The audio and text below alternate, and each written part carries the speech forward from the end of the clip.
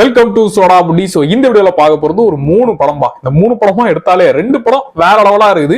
ஒரு படம் மட்டும் நீங்க பார்க்கலாமா வேணாமான்னு யோசிச்சு முடிவிடுங்க. ஏன்னா எனக்குமே அதுல லைட்டா சில பிரச்சனைகள் இருந்தாலும் கிளைமேக்ஸ் ட்விஸ்ட் வெறித்தனமா இருந்துச்சு. ஸோ அதுக்காக அந்த படத்தை ஒரு வாட்டி ட்ரை பண்ணுங்கன்னு சொல்லுவேன். அதையும் நீங்க முழுசா கேட்டு முடிவுக்கு வாங்க. ஸோ இந்த 3 படமும் எப்படி இருந்துச்சு ஏது இருந்துச்சுன்றத சொல்றேன். நீங்க இந்த படம் பார்த்துருந்தீங்க அப்படின்னு கமெண்ட்ல சொல்லுங்க. மறக்காம நம்ம சேனலை சப்ஸ்கிரைப் பண்ணிக்கோங்கப்பா. ஃபர்ஸ்ட் படம் வந்து அதோ முகம். ஸோ இந்த படத்துல வந்து டேய் ஒரு படத்துல எவ்வளவுங்க ட்விஸ்ட் இருக்கலாம்? ஒரு 3 இருக்கலாம், 4 இருக்கலாம், இல்ல ஆறுதல் பரிசா எக்ஸ்ட்ராவா 5 ட்விஸ்ட் வச்சுக்கலாம்னு வச்சுக்கோங்களேன். இந்த படத்துல திரும்புற இடம் பூராவுமே ட்விஸ்டா இருக்குது. டேய் டேய் ஏன்டா ட்விஸ்ட அடிக்கிட்டே போறீங்க? இதுக்கு இல்லையா சார் ஒரு எண்டு? இதுக்கு இல்லையா சார் ஒரு எண்டு? இந்த பரோட்டா சூரி எவ்வளவு பரோட்டா சாப்பிடுவாருன்னு கணக்கு பண்ணுவாங்களே, அந்த மாதிரி எவ்வளவு ட்விஸ்ட் வச்சிருக்காங்க நோட் பண்ணிக்கிட்டே படத்தை பார்க்க வேண்டியதா இருக்குது. அந்த அளவுக்கு ட்விஸ்ட் மேல ட்விஸ்டா அள்ளி தெளிச்சிருக்கானுங்க. சரி, இந்த படத்தோட கதை என்னன்னா, ஹீரோ வந்து அவங்களோட ஒய்ஃபுக்கு ஒரு சர்ப்ரைஸ் கொடுக்கணும். எந்த சர்ப்ரைஸ் கொடுத்தாலும் கண்டுபிடிச்சிடறா.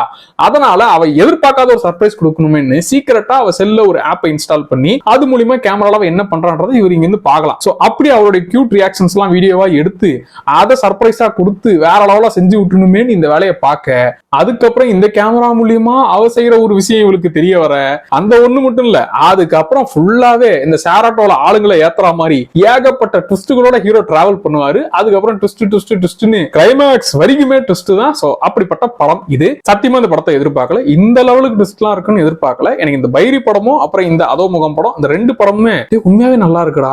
சத்தியமா எதிர்பார்க்காம ஒரு ட்ரை பண்ணலாம், சரி என்னதான் இருக்குன்னு பார்க்கலாமே, புது டீம் ஆச்சுன்னு ட்ரை பண்ணா உண்மையாவே சூப்பரா இருந்துச்சு. அவ்வளோ ட்விஸ்ட், சில ட்விஸ்ட்லாம் கண்டே பிடிக்க முடியாத அளவுக்கு இருக்குது. இந்த படத்துல குறைங்க இருக்கு, நான் இல்லைன்னே சொல்லல. பட் அதை தாண்டி இவ்வளவு ட்விஸ்டோட பரபரப்புக்கு பஞ்சமே இல்லாம கடைசி வரைக்கும் பாத்துக்கிறாங்க. சோ அதுக்காக இந்த படத்தை ட்ரை பண்ணுங்க. ஏகப்பட்ட ட்விஸ்ட்களுக்கு இந்த படம் இருக்குது, ட்ரை பண்ணி பார்த்து விட்டுருங்க. 2வது படம் வந்து காமி அப்படிங்கிற படம். இதுதான் நான் சொன்ன அந்த செட் ஆகுமா ஆவாதான் முடிவு பண்ண வேண்டிய படம். ஏன்னா இந்த படம் வந்து கடைசி ட்விஸ்ட் வெறித்தனமா இருக்கும், எல்லாம் ஓகே. பட் அது வரைக்கும் ரொம்ப ரொம்ப பொறுமை வேணும். ஏன்னா அந்த அளவுக்கு பொறுமையின் உச்சத்துக்கே கொண்டு போவானுங்க. சரி, இந்த படத்தோட கதை என்னன்னா, அண்ட் இது தெலுங்கு படம். வர தெலுங்கு படம் நிறைய டிஃப்ரெண்டா ட்ரை பண்றானுங்க.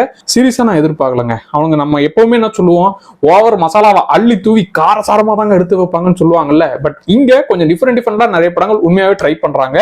நான் நடுவில் ஷட் ஆச்சுன்னு சொல்லி இந்த டெவில்ன்ற ஒரு படம் பார்த்தேன். அதுவுமே டேய் சத்தியமா எதிர்பார்க்கல. நான் டெலிட் பண்ணலாம், சரி ஷட் டவுன் ஆயிடுச்சு, வேற படத்தையும் எதுவும் ஏத்த முடியாதுன்னு சரி ட்ரை பண்ணலாம்னு பார்த்தா ஐடியா புதுசா இருந்துச்சு. சொதப்புற விஷயங்கள் இருந்தாலும் அந்த ஐடியா செம்மையா இருந்துச்சு. அதே மாதிரி இந்த பேபின்ற படமும் நான் எதிர்பார்க்கல. டே இப்பெல்லாம் நிறைய என்னடா இவ்வளவு டார்க்கா படத்தை கொண்டு போறீங்கன்ற மாதிரி, இவ்வளவு ஷாக்கிங்கெல்லாம் கொண்டு போறீங்கன்னு இருந்துச்சு. அந்த வகையில இந்த காமின்ற படமும். சோ இந்த படத்தோட கதை என்னன்னா, நம்ம ஹீரோ வந்து அவருக்கே ஏகப்பட்ட பிரச்சனை. அவர் வில்லனெல்லாம் போய் அழிக்க முடியாது, அவருக்கே ஏகப்பட்ட பிரச்சனை. அவர் யாராச்சும் தொட்டாங்கன்னா மனுஷன் அவ்வளவுதான், அதோட சுருண்டு விழுந்துருவா. அப்படி அவர் யாராச்சும் தொட்டாலே அவரால் தாங்கிக்க முடியாது, அந்த அளவுக்கு ஒரு நோய் மாதிரி அவருக்கு இருக்குது. சோ இதுக்கு என்னதான்டா தீர்வு அப்படின்னு தேடிக்கிட்டு இருக்கும் போது அப்பதான் ஒருத்தர் சொல்றாரு, இதை பாருப்பா, இந்த காளான் அதை மட்டும் போய் நீ தொட்டுட்டேன்னு வச்சுக்கோயேன், அவ்வளவுதான் பாவும் பிரச்சனை சரியாயிடும்.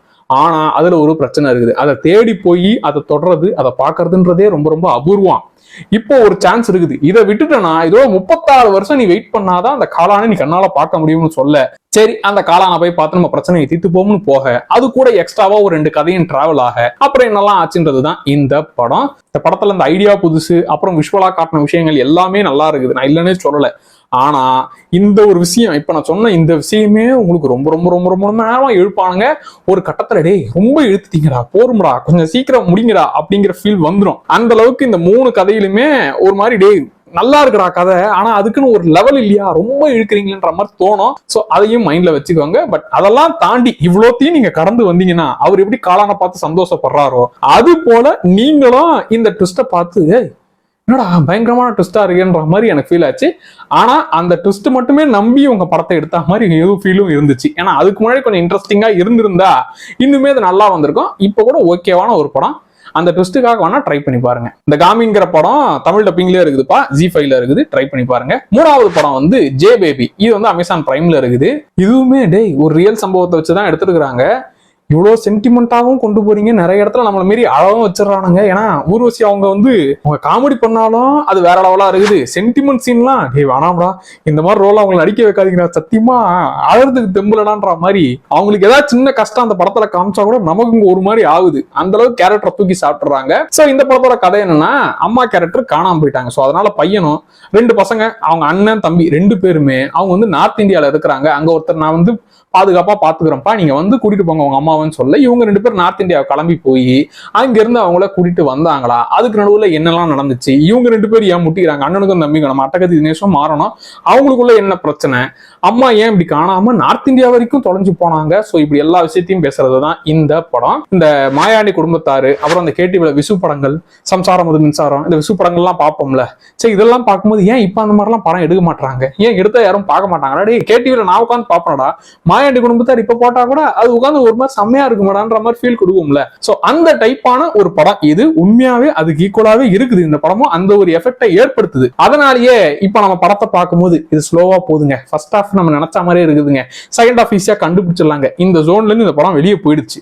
சோ அது ஈஸியா நம்ம கேரக்டரோட கனெக்ட் ஆகிறதுனால இந்த படத்தை உட்காந்து அந்த கேரக்டருக்கு ஒன்னும் ஆயிடக்கூடாதா, எதுவும் ஆகாதமா பாதுகாப்பா கூட்டு வாங்கடான்ற அந்த பதட்டத்தோடவே அந்த அம்மா கேரக்டர் மேல இன்னுமே நமக்கு சென்டிமெண்ட் கனெக்ட் ஆயிடுதா. சோ அதனாலேயே இந்த படம் வந்து ஒரு செம்ம எமோஷனலா ஃபீல கொடுக்குது. வெறும் இந்த சென்டிமெண்ட் அழ போறாங்கடா இன்னும் மியூசிக்கை போட்டு அழவைங்கடான்றதை மட்டும் செய்யாம கூடவே இந்த காமெடி விஷயங்கள்லாம் நிறையவே ஒர்க் ஆச்சு. எனக்கு இந்த படத்துல ஒரு ஃபேவரட்டான 6 சீன் சொல்றேன். ஏன்னா குட்டி குட்டி சீன் தான், அது பெருசா உங்களுக்கு இம்பாக்ட் பண்ணுமான்னு தெரியல.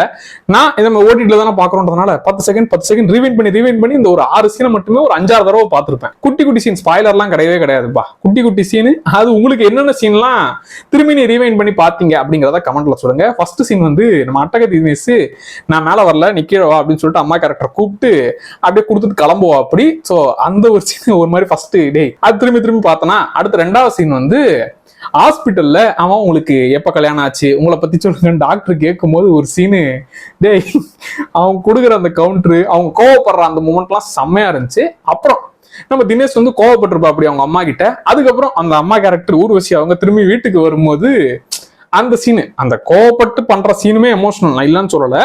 பட் அதுக்கப்புறம் வீட்டுக்கு வந்த அந்த ஒரு சீனு, சாப்பாடு ஊட்டுற சீனு செம்மையா இருந்துச்சு. 4வது சீன் வந்து வெல்ட்ரிகா கேட்பாங்க.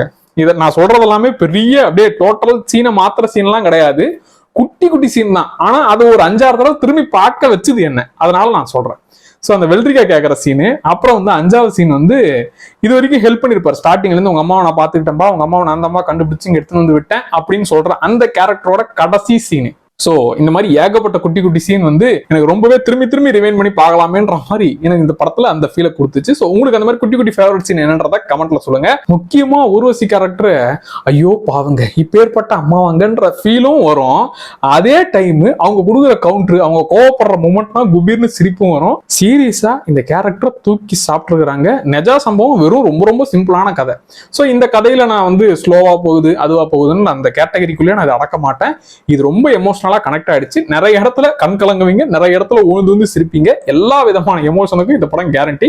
சோ இந்த படத்தையும் கண்டிப்பா பாத்துருங்க. சோ அதோ முகம் படம் அப்புறம் இந்த ஜே பேபி படம் ரெண்டுமே மஸ்ட் வாட்ச். இந்த காமி படம் வந்து கிளைமேக்ஸ் ட்விஸ்டுக்காக என்னால முடியலப்பா இவ்வளவு பொறுமையெல்லாம் தாங்க முடியாதுன்னா ஓட்டி கூட பாருங்க. பட் கிளைமேக்ஸ் ட்விஸ்ட் பார்க்கும்போது நல்லா இருக்குப்பா, நல்ல ட்விஸ்ட்பா, முன்னாடி இன்னும் கொஞ்சம் நல்லா எடுத்திருந்தா இன்னுமே நல்லா இருந்திருக்குமேன்ற ஃபீல கொடுக்கும். கொஞ்சம் இந்த படங்களை பத்தி லென்த்தா பேசினாலும் இந்த படம் பார்த்து முடிச்சு எனக்கு எப்படி இருந்துச்சுன்றத சொல்லணும்னு தோணுச்சு, அதுதான் கொட்டி விட்டேன். அப்புறம் மறக்காம சோழா பிடிச்ச சேனலை சப்ஸ்கிரைப் பண்ணிக்கோங்க. அடுத்தடுத்து நிறைய வீடியோஸ் வரும். அடுத்த வீடியோல வரேன். பை.